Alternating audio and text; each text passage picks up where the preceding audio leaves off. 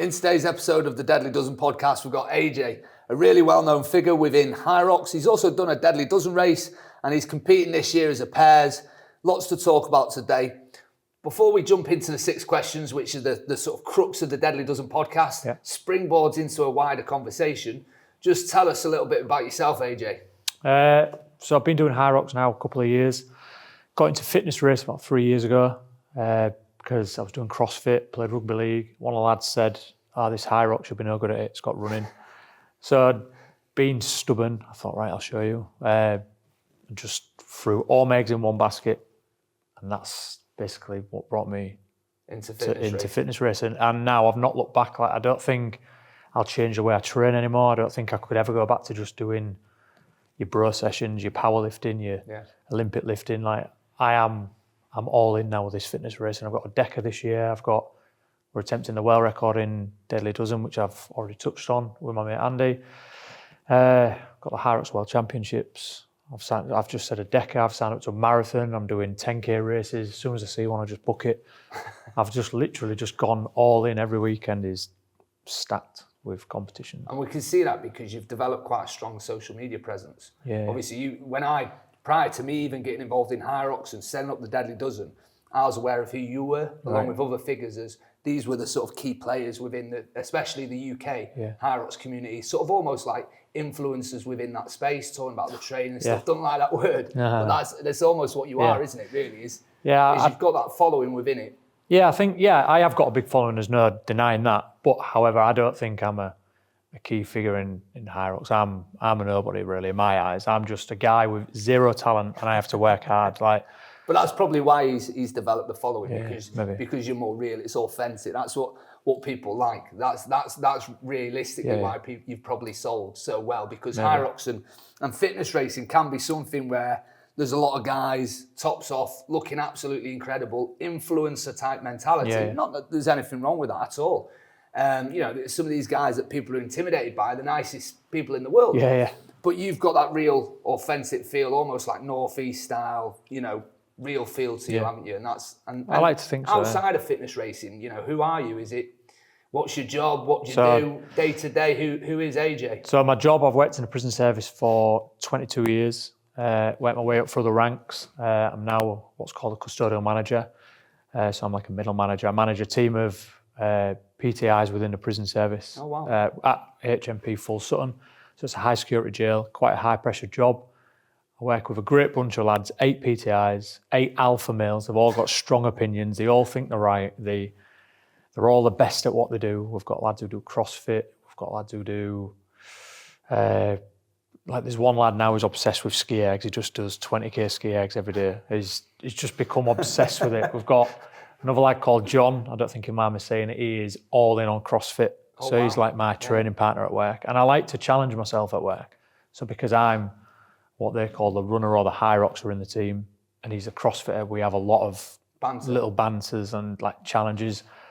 But we train with each other and we push each other. So I'll push him fitness-wise, strength-wise, he helps me. And what does he think of High Rocks and sort of fitness races? So we often say the fitness races or the fixed format fitness races. I like your High Rocks, your Deca, your Deadly Dozen. Fixed format, lower weights, low technicality. That's the sort of fitness racing me and you think about. What's he think as a CrossFitter? So, we get a lot of CrossFitters. No, so he tries to rinse me sometimes, and all I ever say is, come do one. Come and do one. He was meant to do London. He had a bad knee, but then was seen doing big 1 rep max squats a week later. But do you know what? He's great. And at first there was typical, everyone does, dismiss things. But now he's getting into it. He started doing High Rocks training. He started doing more conditioning. And I think if he did it, I think he'd absolutely smash it. Well, it's just the way I see it. It's another vertical. You've had OCR. You've got CrossFit. Yeah. You've got these fitness races, fixed format ones like the Deadly Dozen, Deca, High Rocks, different ones, and they're just another vertical. And all these are a CrossFit. A lot of the CrossFit boxers that entered Deadly Dozen initially were, this is just another WOD. I'm like, that's fine. Call it a WOD. Yeah. It's a really good WOD. It's a really well put together WOD on the track. If you want to see it as part of CrossFit, that was fine to me. It's just another way of expressing fitness. So this is almost like a fitness test for yourself, for a competition against other people, if you want it to be that. And it's a fixed format. There's no major strength barriers. There's no technical barriers. Basically, the idea was it was almost like taking things to the next level of this really is, like Hyrox says, fitness for everybody. Yeah. Deadly Dozen was like, well, what is the kit that everyone has? Dumbbells, kettlebells, weight plates, moderate weights, go hard on a track. And that's what it was all about. Yeah. So what we're going to go into today is our 6 questions. And we ask these guests all the time. And they don't have to be different answers, but it's interesting for us to see what your answers are to these 6 questions. And also, they act as springboards, as I often say, into a wider conversation. So we'll start with question 1. And that is, what are your top 2 training tips? So for me, I think you've got to have an end goal. Too many times, how many times have you seen people go on Instagram, print a workout out, and then they come in and, so today they could be doing, I don't know, front squats into box jumps. Then tomorrow they're doing the same movements, but they've got no real end goal. So I always say to, like, there's someone who's a quite close friend, he does it all the time. And I always say, like, you've got no purpose, you've got no structure. What's your end goal with it? Can overhead press 110k strict, can squat 180k, can deadlift 200k, but can't bench press 90k. So, like, he trains to his strengths. And I just think, have a plan. Like, I don't know, you might want to do deadly dozen. So, right, I want to do deadly dozen in August. Start working back, right? I need to be at this pace for that. This is the time I'd like. How am I going to achieve that? Work back and then have a starting point. Don't go all guns blazing, all in, straight in, because you're just going to get injured. So that'd be my training tip. Number 1 would be have a plan. And number 2, keep yourself accountable. So if you're going to say you're going to do something, or if I say I'm going to come and train with you in the morning, make sure you're there. Stick to the plan. Be accountable. Like, I've done it before where, I'll go and do this. I wanted to get better at running, but I didn't stick to the plan. I just half-assed everything. Like, I just went out and ran fast all the time. And I thought, these times aren't getting any better. Yeah, I can run fast, or what I thought was fast. But with no real structure, no real end goal, I was getting nowhere. So my top 2 tips would be have an end goal, plan backwards, and make yourself accountable. And when you say accountable, is that just self-discipline to yourself, like you're just accountable to yourself? Yeah. Or do you use tools to make yourself accountable? Is there anything that you do to be accountable to yourself, or is it literally just a mental game? No, so for me, like I touched on earlier, I have 0 natural talent. Like, when it comes to sport, I was always in the football team starting 11, but I was never that guy you'd choose first. I was never, but I always had to work hard. So I'm the same with my training. With my running, I wanted to get better. So for me to be accountable, every single morning, 4 a.m. my alarm clock goes off. People think I'm absolutely crackers, but I know at 4 a.m. My granddad once told me before he passed away, when I started training, he said, do all your training before 7 a.m., before the world wakes up. And I was like, I asked him why. And he said, because obviously he didn't have phones when he was younger, but he said, there's no one texting you. Nobody wants you at 4:30 in the morning. And if they do, it's an emergency. So at 4:30, when you're training, there's 0 distractions. Whatever you've got to do, you can get done. And keep a journal. So now I keep a journal. And I've got 8 years worth of journals every day that I've got up. I got up at 4, I was in the gym for 4:30. People think I'm crackers. But if I didn't do that, I wouldn't have the time to train as hard as I do. There is something, maybe I just think this way, but sometimes when you are up early, and obviously there's an element of people argue prioritising sleep, but obviously you probably go to bed earlier. But I often think whenever I have got up early for a run, which is not all the time, you almost feel like you're ahead of everyone else. 100%. And it does motivate you. You know, it's like, I'm better than everyone else. Yeah. But you do. I remember this was, I went for a run this morning actually, but a few months back I was up super early because I was just awake and I thought, right, I'm going for a run because it was nice weather. Yeah. And you just feel like you're ahead of the world. And it gives you a motivation. It almost does it's almost like telling yourself every day, you know what I mean? I can do this. It's self-motivating almost. It's a mindset. Because you're up early and then it starts the day well. So I can get with that. So really for you, it's about it's all in the head though, isn't it? It's for me, It's not about tracking, it's not about measuring, it's about, right, I'm accountable to myself. I don't believe in myself. Like, I've got a mate who I'll call Tubes. Like, he'll know who he is. Tubes? Yeah, he'll know who that is. This person, nobody else will know who it is. Yeah. But he once called me Tube and I laughed. And I said to him, right, I'll never forget that, and that's your nickname. And he's the only one who's ever really believed in me, and he's sort of instilled like self-belief in me. And like I told him what I did every morning, and he once said, if it works for you, just keep doing it, but know that you have got natural talent. And Well, a lack of self-belief can be a big driver. It's almost like, a weakness can be a strength. That weakness that you can have can be the driver. So we'll go on to top 2 nutrition tips. So the question there, what are your top 2 nutrition tips? For me, 80-20 rule. If you want it, eat it. If you train hard, I train, like I've said, I train every day at 4 and then I train at work. So if I want chocolate bar, family-sized Cadbury's bar, like Cadbury's is my guilty pleasure. Nice, isn't it? Yeah, I will eat as much as I want. I'm not going to be one of these I'll just have a little bit tonight. If I want it, I'm eating it all. But 80% of the time, I fuel right. So I fuel for my workouts correctly. I make sure I'm hydrated. I make sure I've got, everyone talks about electrolytes nowadays. Yeah. But I'm making sure that my sodium levels are right. My potassium levels are right. I've ate right. If I know that tomorrow I've got a half marathon, I'm going to start fueling a couple of days earlier, start making sure that my glycogen stores are on point. So, 80-20 rule, if you want it, just eat it. And 80-20 is bizarre, isn't it? 80-20 applies to loads of things. Yeah. But I agree with that. And what's number 2? Number 2, nutrition. Do you know what? I don't know.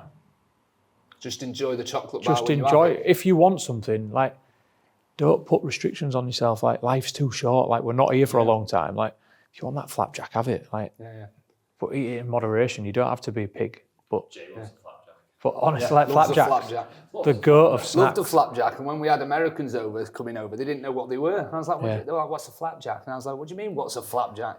The ones from next door, honestly, they're like drugs for you. Honestly, you eat them and you're like, the box is gone. But no, I can get on board with that. It's just, I think for me, what I learned with nutrition, and I was a skinny kid, really skinny, come from Thai boxing and stuff like that, and was always almost gaunt. I looked almost ill. I was that skinny. But once I started to sort of build up my weight, and then I got to a point where actually I was gaining excess weight potentially, I realised it was just don't be greedy. And it's not as simple for everyone because people do have different levels of, maybe they don't feel satiated. There's all sorts of mental health reasons why people might be doing, all different nuances. However, for me, what I realised was sometimes I'll just go, I'll eat all of that, and actually just telling myself, you don't need all that. And having that, literally a little bit of self-discipline going, no, you don't need to do that. And also realising you don't have to eat to absolutely full. And most of the time, you actually feel much better if you eat to about 80%. 100%. That really worked for me. But you're probably quite similar to me in the fact that you're very big on the training side. Nutrition is really important. But for me, it's not a major passion. For me, the training's the passion. That's where I drive all my energy. I don't know if you're similar. No, I do. Everything goes into training. At 4 a.m, I'm up, I'm out, I'm training for a couple of hours, and everything centres around my training. So what I'm going to eat predominantly during the day is going to be fueling me for my next week. So I'm constantly thinking about that. But then when it comes to not so much just a weekend, but weekend is when I have my downtime. I always have a rest day on a Saturday. So if I want something, I'm just going to have it. I've got a bad thing for cookie pie slices. I don't know if you'll have seen cookie pie slices. Cookie pie slices. I'll have to get you on and I'll show you one. So it's basically people make a cake with cookie dough and then fill it with white chocolate bits, whatever you want. So I think they call them they've got about 1,500 calories in, but I'll get and people have seen me do this. I'll buy 2, warm it up in the microwave, a couple of cans of custard, and I'll just eat it. And there's maybe 5,000 calories. They call it a brookie or something here. I had one once and I just thought they're trying too hard. A cookie, them cookies you get with from a brownie, Tesco, and they're just nice and soft. Just simple chocolate chip cookies, enough. And then they just injected it with steroids, and it was like, boom. And I was like, right, you've overfaced me now. Well done.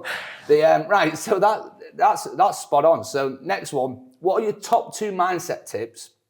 And in this one, you can include challenges faced or anything that sort of you've had to sort of work on, or you think that is really integral to mindset. So about 3 years ago, I went through a really tough time at work, really tough time in my personal life as well. And I stand by, you'll see on my social media, I'll put a little quote on every day or every other day. And I've always kept this journal, and I kept this journal when I was going through a really tough time. And I wrote one and it said something I reposted it this week. It said, don't concern yourself with the lies that are told about you. concern yourself with the people that believed them. And I've always sort of stood by that, like, because at this time when this thing was going on, I needed my close mates to rally around, and they did. But there was a few people who didn't listen to my side of the story and just believe what they wanted to believe. And I always say, when it comes to rumours, like, you only know what you think you know. Like, go to the person and ask them for the facts. And then if you give them the facts and they don't take it on board, that's on them then. But there was one person, they made these lies up, and I can't forgive this person. But I forgot, but I can't forgive. And this person knows who they are. But I just think, never forget the lies I told. Like, don't forget the people that believe stuff. So that's one. And my other mindset is, nothing's unachievable. When somebody told me that I'd never be able to get a sub 1 hour 10 in a high rocks, or I'd never get a podium with anything that involved running, I'll never forget. I can picture now where that conversation happened, and I thought, right, I'm going to show you. And I've podiumed in my first deadly dozen. I won the age group for a 10K on Saturday, going to the World Championships, we podiumed. Me and Andy have raced 5 times this season, 4 times, and we've podiumed 4 times. I'm hoping to podium on Friday. So nothing's unachievable. If you put your mind to it, your body can achieve anything. And do you think that is a literal truth? As in, do you think that people have almost unending physical capability? Or do you think it's more, it's a philosophical sense that you can push and achieve far more? Or do you literally think that anyone could become the High Rocks champion? Yeah, I don't see why not. I don't see why anybody couldn't become. Obviously, there's limitations. Like, we've all got levels where we're all going to get to, and I'm under no illusions. I'm probably at my level now. I'm 40 years old, so I'm not getting any younger. If anything, everything's going to start getting harder. But while I can still compete and while I can still push them limits, then I am going to. So, no, I don't think there's a ceiling for everybody. But if you're willing to put your mind to it, like I've said, you can achieve anything. Yeah. And realistically, how do you know? I'm often victim to that, where I go, I got to a certain point deadlifting. Once I got up to I was pulling about 240, just short of 250 kilo, and I just thought, I'm at my ceiling here, short of just, using a load of drugs or absolutely putting everything into it. I felt I'm at my ceiling. I don't think I've felt that running, even though I did a lot of running growing up. But I've definitely fell victim to, I'm a big believer in genetics. I believe that, physique, everything. I've known people that barely trained. I've worked with people that barely trained, and they looked almost like Arnold Schwarzenegger. I've seen guys that trained hard, run, and in all honesty, the physiques were, you'd look at them and go, he just eats a chippy every night. He's never trained in his life, and he'll absolutely smoke you on a 10K. So I'm a big believer in genetics, and actually sometimes that can be limiting to me, where I feel, right, I think this is my peak. But really, it's like, I was having lunch with a friend the other day, and they said, well, we're talking about how much professionals train, and some of them it's like 20, 30 hours a week. And they're like, well, have you trained that much? I'm like, no. I'm like, well, how do you really know if you were to take it to that next level? How do you really know? And I'm like, well, I'm more focused on business. But what if you were focused on doing it to another level? And I often do think, this is as far as I can get. And it can be a self-limiting belief. Definitely. So I like that. So we'll move on to the next one. So question number 4 is, what are your top 2 tips for improving the quality of someone's life that is not related to diet and exercise? Surround yourself with like-minded people. Always a good one. For me, as I've grown up, we was talking about this last night with a lad called Josh who does all my physio. As I told you earlier, I've pulled this left quad, and we was sort of talking, and I said to him, I don't know how friend circles came up, but he basically said, when I was at your barbecue for your birthday, there was loads of people, and I said, they're all into fitness. And he said, so are all your mates in fitness now? And I said, predominantly, yeah, because I surround myself with people who are either going to better me, push me that 1%, or can see where I'm going wrong and can advise because they're a expert in that field. So, for example, there was a lad called Dennis there, just retired from prison service, Olympic lifting coach, absolutely phenomenal at what he does, and he's known in the prison service and the wider community for his Olympic lifting. So I used to get him on board. Right, Dennis, I'm struggling with this running. How can I improve this? And he'd show me little exercises. So again, that was that 1%. a lad called Mark Stafford, probably my best friend in the prison service, other than Andy. He's there all the time watching he comes to all my races, comes to everything, and he's constantly offering me critique and support. He was a phenomenal runner in his younger days, and he just helps me with that. So I just surround myself with people who are going to improve me. So that's what I'd say to everyone else. Just surround yourself with like-minded people. Don't surround yourself with people that are negative and going to bring you down. Yeah, mood. So it just puts a damper on it. And secondly, do things you enjoy. Like, if you don't want to do something, just say, no, I ain't going to do it. Like, I am very stubborn. So, So, for example, if I don't want to go to, I can't even think of an example. If I don't want to do something, I'm just quiet. No, it's not me. I'm well on board with that, yeah. So, like, for example, I'm going on a stag do in March. I'm not a massive drinker. They all didn't think I'd book, so I paid first. And I said, right, I'll be coming, but I'm finding a gym. I'll be training every day. You can't do that on a stag do. Well, I can do that on a stag do, and I'm going to be doing it on a stag do. You can do what you want, so much so that I'm even going to speak to the lad when he comes back from his holiday that he's on now and say, I will pay a little bit extra and just have my own room. So then I've got no peer pressure. Not that about peer pressure, but I can just get up, go to gym when I want. I won't be drinking all day. So just surround yourself with like-minded people and do what you want to do. Don't be pushed into things just to keep other people happy. Well, I always say that from me being very busy and stuff like that is one of the key things for me is like I talked about being a hobbyist and liking doing things. And now when people say to me, do you want to do this? Do you want to do this? For me, it's time. So it's like when I don't know whether it's a business thing where you start sort of equating time to money, then that's a good way to sort of quantify whether you can put time and effort into something. Not necessarily always in your personal life, but business-wise, right? What is this return on investment? But then sometimes you do apply it to your pastimes and go, someone says to me, do you want to go and do this? And I'm like, well, if I've got a certain amount of time to spend with my wife and kids to do certain hobbies, so let's just talk about hobbies or things that I enjoy doing for me personally.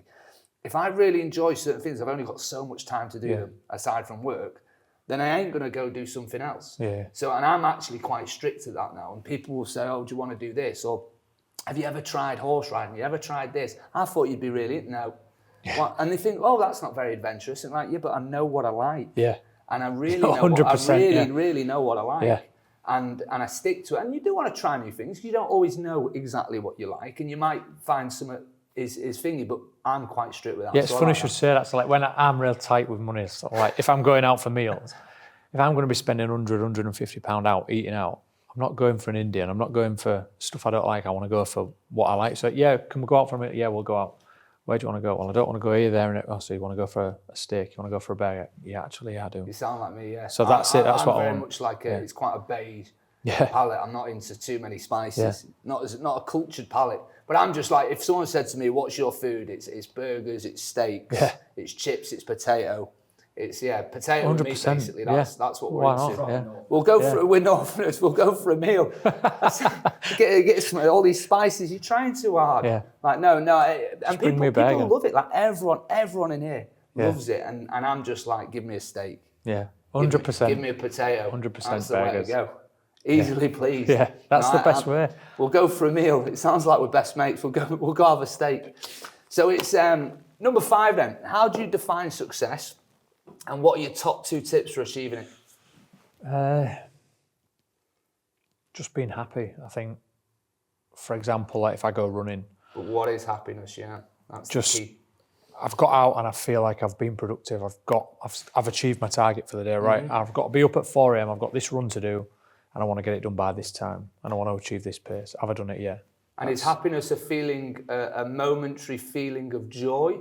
Or is it a feeling of being content? Contentness, content. As a whole, across the day? As a whole, across.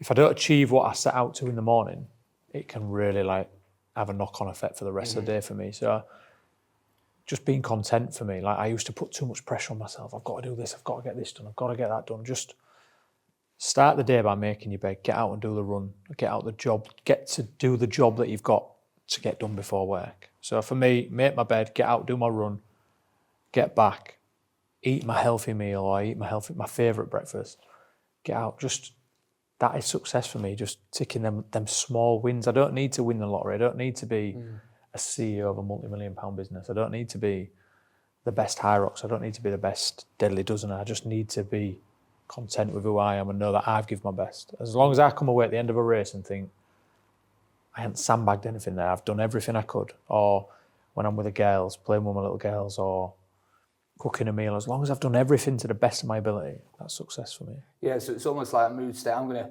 give away. So I've actually journaled for a long time, and it's not really a personal journal. It's more about business and about, right, what are my focuses in the gym. So, you know, I'll write the odd thing about, you know, the kids and what we've done, but really it's about what am I focusing on, so I can then look back and go, well, I was focused on the books, and then I'm really excited about this book, and this is my project, and then I go, I've made no money, and then it's the next idea, I've made no money, and I can look back and go, oh, look, when I was focusing on social media, or I was focused, and that's what I use it for. But actually, this may sound really weird, I don't know. I put a mood state every day. What's weird is your mood state in the morning might be, if you were to do it then, so it's a 1 to 10 scale, like the RPE, and it's mood state. And in the morning, I might put a 4, right, because someone's annoyed me. Yeah. But by the end of the day, you might feel like a 10. Now, 10's the best it could ever be. Now, I put a mood state every single day. And it's almost like some people their mood state can range from like 1 to 10. Some people, their mood state's almost 4 to 6. They never go above a 6 and they never go below a 4. Some people can reach 10, but they can also reach 1. Yeah. I pretty much consistently say like 7, 8, 9. I'm pretty high mood state, but that's something I do every day. And then it's every single day I do it. And people might say that's really bizarre, but I'll say that there was a scientist that recorded his poos every day, so mine's not as bizarre as that. But yeah, it's that's what I do. And for me, it's quite similar again, it's about happiness, is about that sort of, it's that, yes, it's moments of joy, but it's that contentment throughout the day, isn't it? Where it's them little wins. It's the trope of finding joy in the, you know, without sounding cliches, finding joy in the small things. So them little wins that you have every day, them little goals that you're achieving, that's what's giving you that satisfaction. 100%. And satisfaction is often, one of my, you know, clients and friends says to me, satisfaction comes from suffering, you know, which can sound quite sort of, it's almost very religious in its sounding, but it's that suffering is that stress. Yeah. You know, stress is a positive thing, but you go for a bout of suffering, and then you get the satisfaction, success, essentially. So what would be your second tip for achieving success? Help others. Just always see the best in others, like, despite your indifferences. I don't think anyone intentionally goes out to hurt anyone, so always see the best in others and just try and help. Like, it's one of my strengths, but one of my biggest weaknesses. I always put others first. Like, not always, but 99% of the time, I always try and help everyone else out, especially at work, and it's sometimes at detriment to myself. But I like knowing that I've helped people, and so to me, that's like, you've done right there. Helps you to achieve success. Yeah. I mean, you sort of define success? So what would be, as an overview to conclude, because I'm not sure we got the first tip really, is what would be the 2 tips then for you achieving? If you say success is essentially happiness, because we sort of dove straight into happiness, didn't we? And almost psychoanalyzed happiness. If you say success is a state of happiness, and let's say we've decided our definition of happiness, because it could be different for different people, is just being content throughout the day. You know, feeling like you've achieved something. What two tips for achieving that? One would be helping others is one of the things. That's going to make you feel satisfaction. It's going to make you feel good. What else? I make a list the day before, so like I'll know tomorrow what I need to get done and what I want to get done. So if I can tick that list at the end of the day, that to me is success. So I don't really know if I've got the 2, but that's what I do. So it's a measurable way to say that I've achieved A, B, and C. Well, actually, I've not done D. However, I can move D to tomorrow because it's only a minute little detail. So I think just make too many people busy. We live busy lives now. Social media takes over. All of a sudden, someone's doom scrolling for 2 hours, and they've lost so much time on the jobs that they could have done. So have a list, like prioritize things. Right, I've got to get X, Y, and Z done. Then I'll give myself half an hour on social media, for example. Get A, B, and C done, then I'll do this. So make a list, tick them off. At the end of the day, have you achieved it? Help others, and start a journal. I've noticed a massive difference in myself, since I've journaled. Good on you.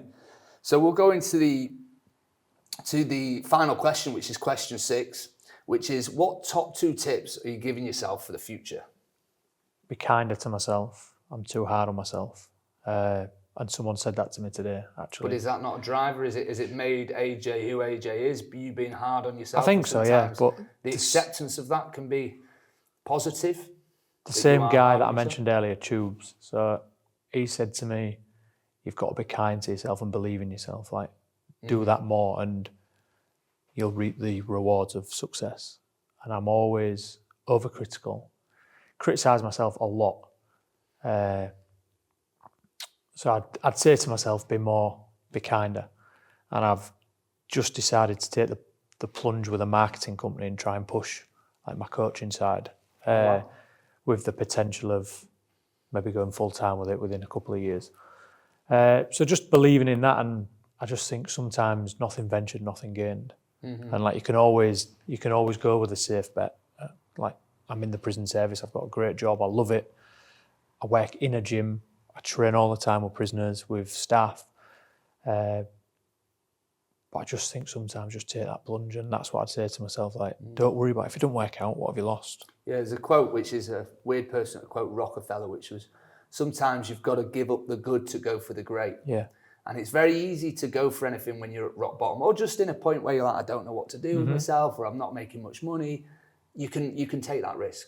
What's hard, actually, or much harder to do, is when you've got good, when you've got stability, when you've got to give up something good to then go for something else, to go for the great. And but I would say the way you are, that self-criticalness, the way that you've had to work harder, will make you a better coach. It's often the person that learns a skill naturally, whether it be, let's say, for example, kickboxing or boxing, they can strike well.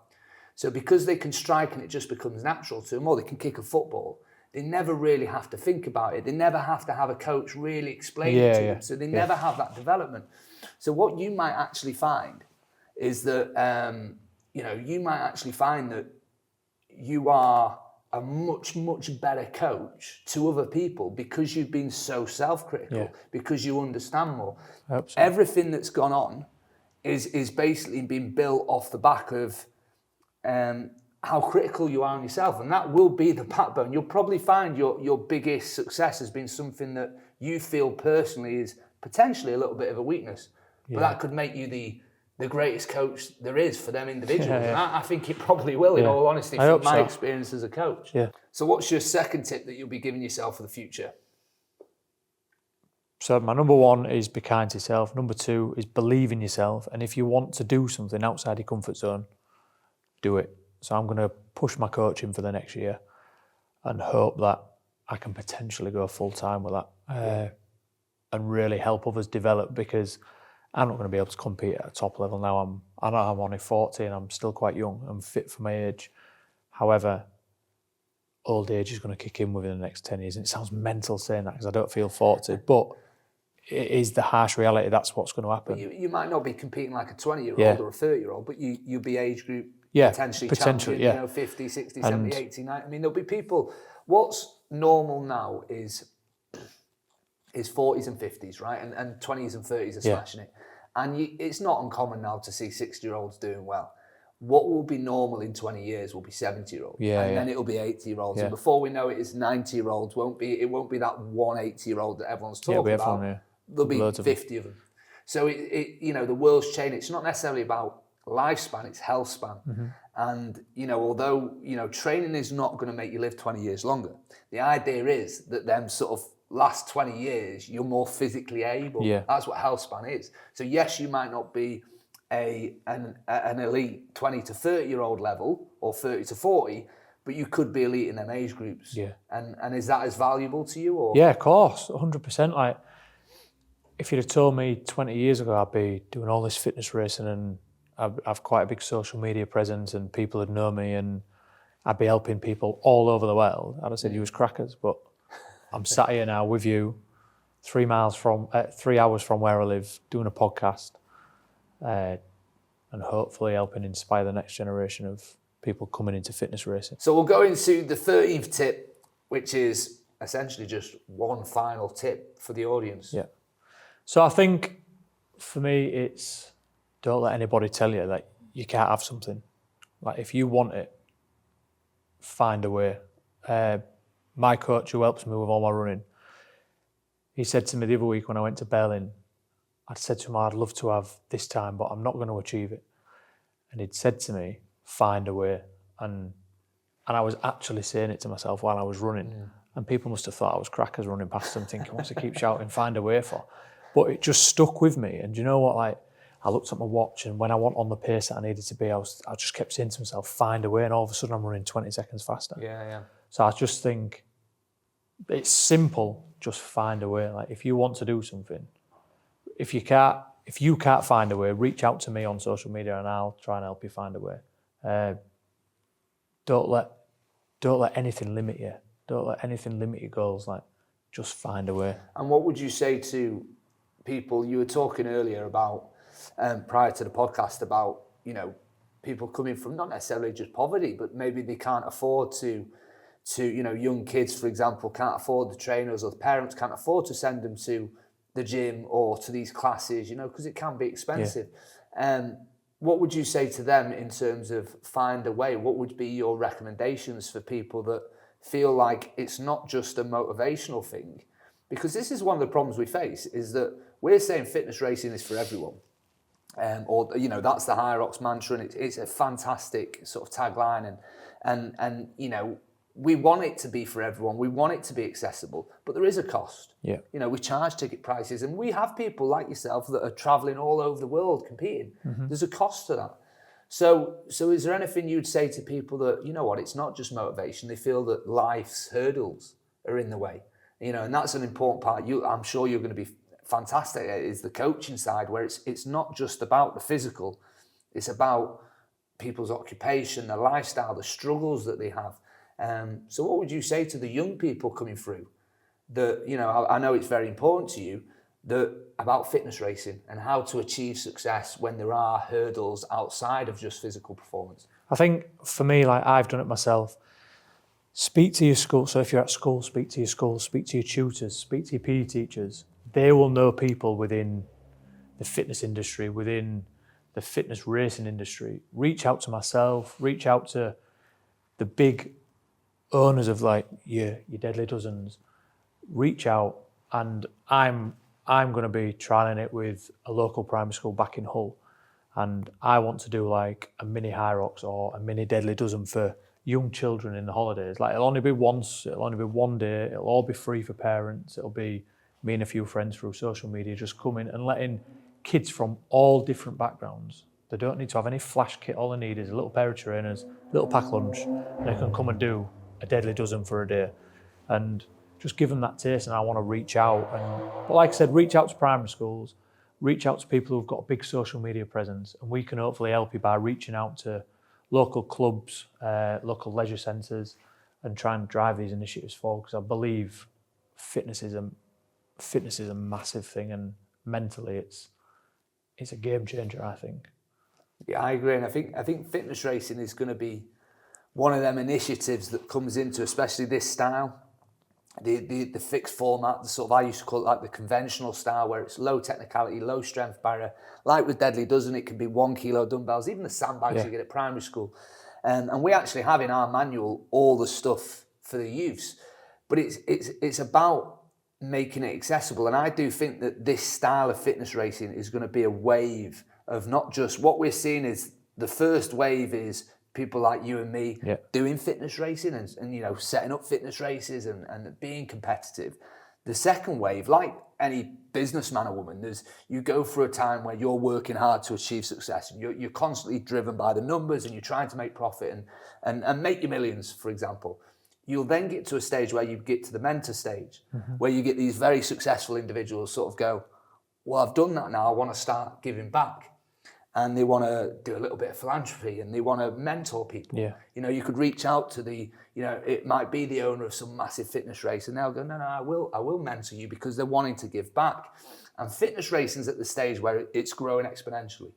And there will be a phase where these fitness races, like Deadly Dozen, we intend to do this, is where we go, okay, we're achieving global success.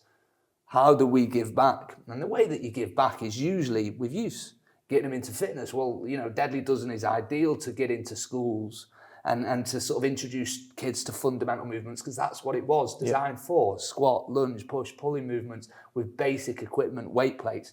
So it's about accessibility. So I think that the sport that we're in, which is fitness racing, is going to be huge for the just the development of the entire world in terms of getting people physically active and giving people purpose. Like you said early on in the podcast, it was about giving purpose for training. Yeah. And all that fitness racing has done has turned physical training into a sport.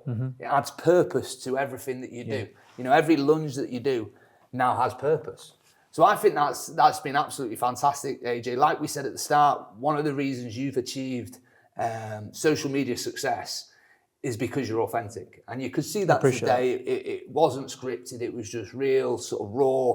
It was who you are. You're very genuine.